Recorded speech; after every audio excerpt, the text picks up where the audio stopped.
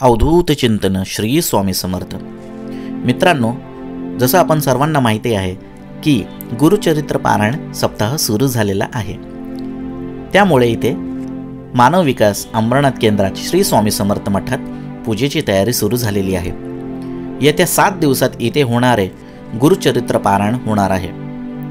त्यासोबतच प्रहरी, दुर्गा सप्तशती, स्वामी सारामृत आणि असंख्य श्री स्वामी समर्थ जपमाळ होणार आहेत.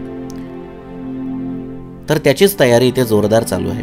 म्हणजे हे उद्या 20 डिसेंबरला हा सप्ताह सुरू होणार आहे. जसं आपण बघू शकता इथे कमीत कमीत 108 लोक पारायण करणार आहेत. म्हणजे ही जागा, बाहेरची जागा आणि वरती सुद्धा टेरेसवर.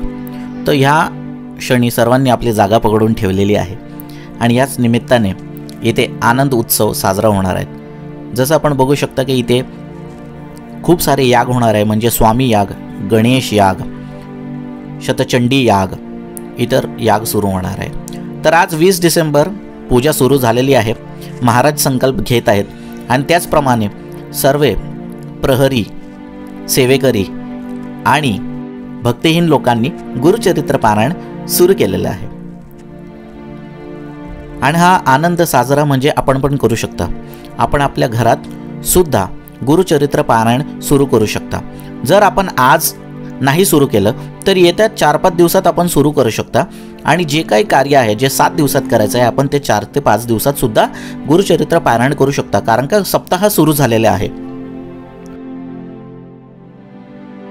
गुरुचरित्र पारायण करणं म्हणजे हा 5वा वेद आयुष्यात भरभराट आणेल आणि सुखमय आनंद जगण्याची संधी देईल.